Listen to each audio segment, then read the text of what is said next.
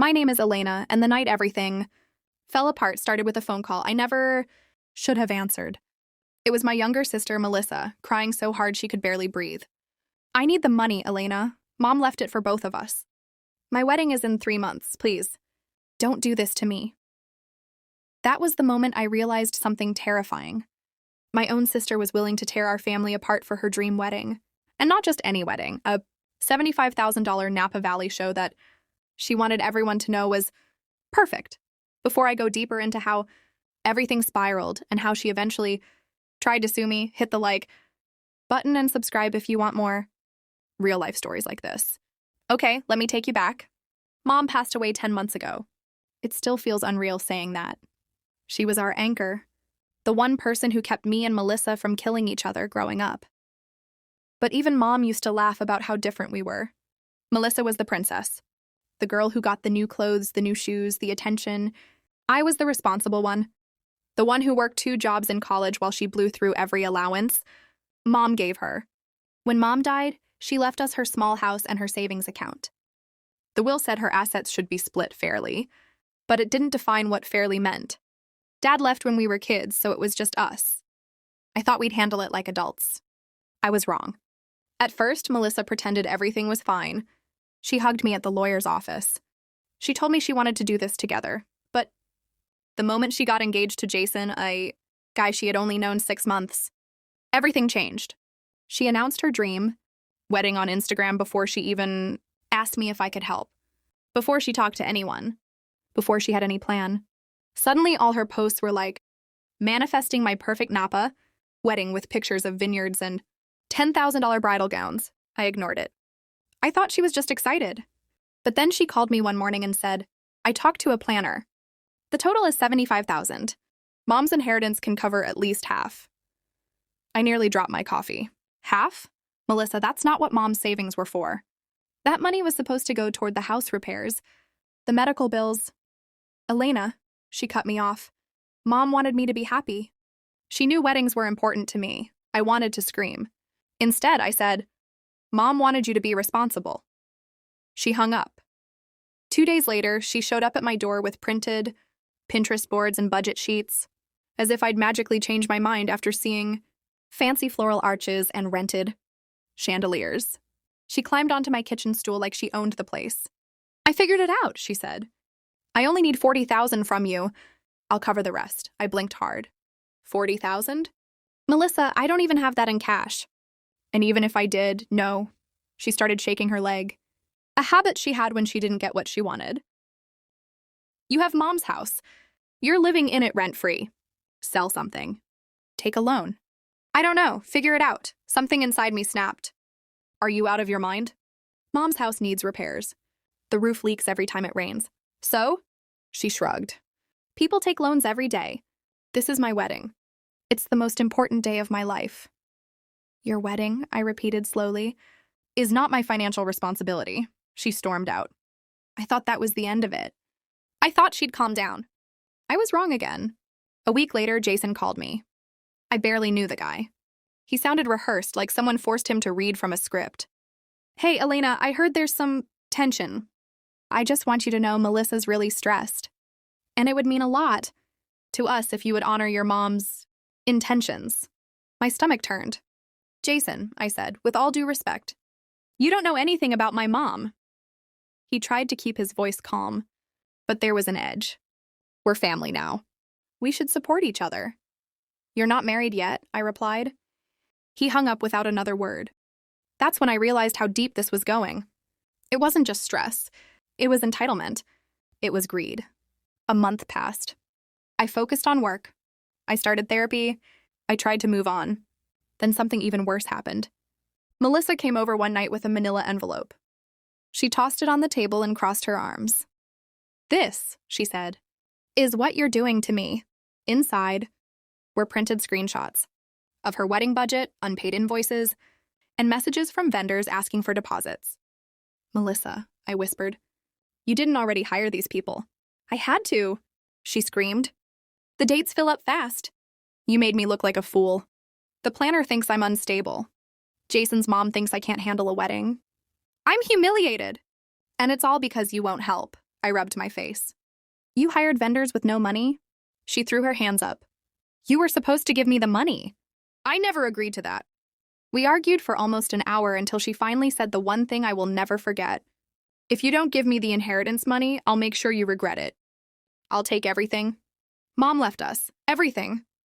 She stormed out before I could respond. The threat didn't feel real. She always said dramatic things growing up. But the next morning, I woke up to something that made my heart drop into my stomach. A letter, a legal letter, delivered to my door. Melissa had actually hired a lawyer. The document said she was seeking her rightful portion of the inheritance and that she believed I was withholding assets that belonged to her. I sat on the kitchen floor and cried until my throat hurt. My sister was trying to sue me over a wedding, over money that didn't even belong to her. I tried calling her. She didn't pick up. She unfollowed me on social media. She blocked my number.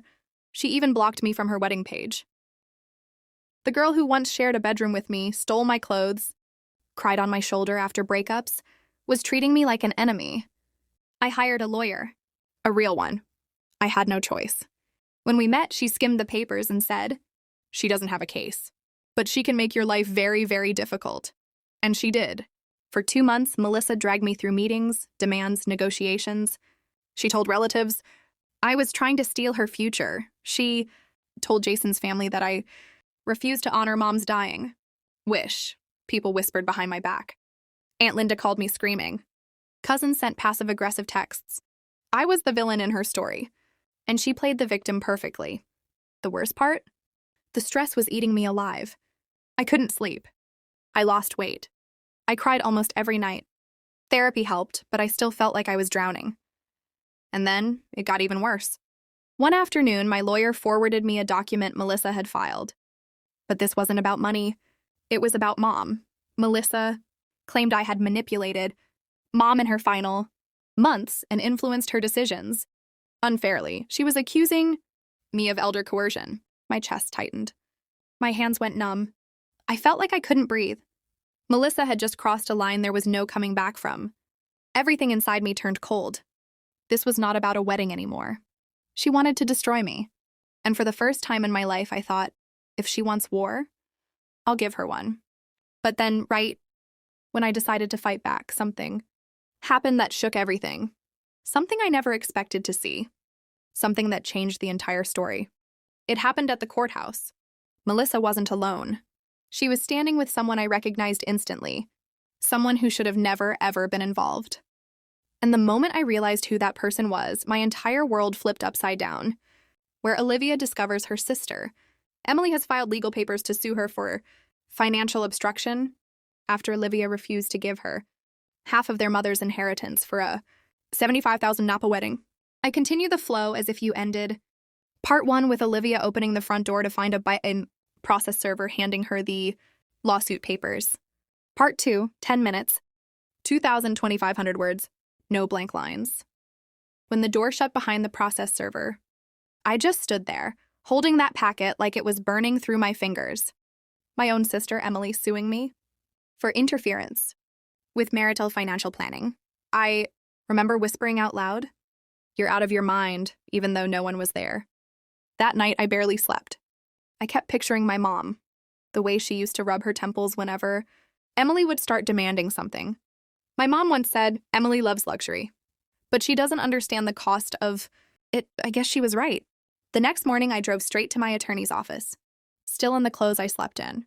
He skimmed through the paperwork and looked at me like I had brought him a comedy script. "Your sister is claiming emotional damages because you won't fund her wedding, basically, and she thinks she can win? She thinks she can take whatever she wants," I said. He sighed and leaned back. "Look, Olivia, a judge is not going to take this seriously. But the problem is the harassment. How far is she willing to go?" I didn't have an answer. On my way home, my phone buzzed nonstop. Calls, texts, emails exploding from Emily and her fiancé Jason, apparently refusing to pay for an extravagant vineyard. Wedding made me jealous. Pathetic? And the reason Mom favored me. I ignored the messages until one voicemail from my aunt stopped me cold. She whispered, "Sweetheart, there's something you need to know about your mom's will." Something Emily found out. My stomach twisted. I called her back, but she didn't pick up. That evening, I drove to my aunt's house. She opened the door like she had been waiting behind it. "Come in, quickly." She made tea but didn't touch hers. "Your mother left something for you," she said quietly. "A letter." I stared at her. "Why didn't anyone tell me?" "Because Emily intercepted it." My heartbeat thudded in my throat. "Why would she do that?" "Because your mother, she didn't leave you half." My eyes burned. "What?" My aunt reached into a drawer and pulled out a copy of the will, the real one. My name was listed as the sole beneficiary. Everything. The house. The land, the retirement account. The savings, all of it. "Your mom trusted you," my aunt said. "She worried Emily would burn through the money in a year." I sat there numb. While Emily was accusing me of stealing, she was the one hiding the truth. That night, I drove home in shock, replaying every fight we had since the funeral. The guilt she pushed on me. The pressure. The manipulation. And she knew the entire time that legally none of it was hers. I knew I had to confront her. The next morning, I went straight to her place.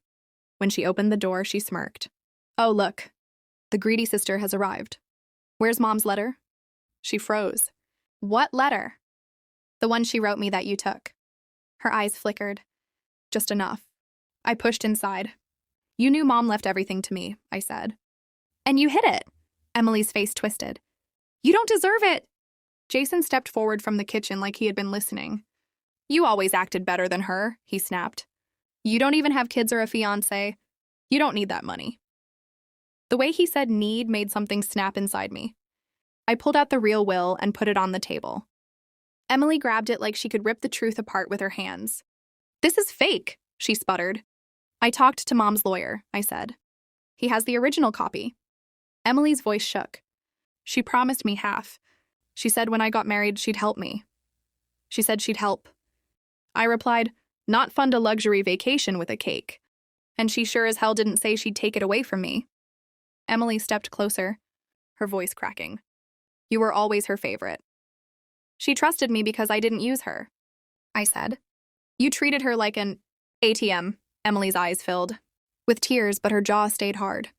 "You're ruining my life." "You ruined your own life," I said. "Mom died thinking you'd grow up. You're proving her wrong." Jason slammed his hand on the table. "You will regret this. We'll challenge the will." I looked at both of them, feeling something inside me finally settle. "Go ahead," I said quietly. "Challenge it. But before you do, remember something." I pulled out my phone and hit play on the recording my aunt had given me. My mother's voice, frail but steady, explaining exactly why she chose me as her sole beneficiary. Emily's face crumbled as Mom's words floated into the room. "Emily, if you're listening to this, I hope you understand. I love you, but you are reckless with money. I cannot leave you the assets. Olivia will care for them, and she will help you when you truly need help, not when you want a fancy wedding." Emily's knees buckled. She slid into a chair, holding her mouth like she might scream. Jason stepped back, stunned. When the recording ended, Emily whispered, "She loved you more. She loved us differently," I said. "But she trusted me. And you threw that trust away." I turned to leave, but Emily grabbed my arm. "Please," she said, her voice trembling now, no arrogance left. "Please help me. I already paid deposits. I already told everyone.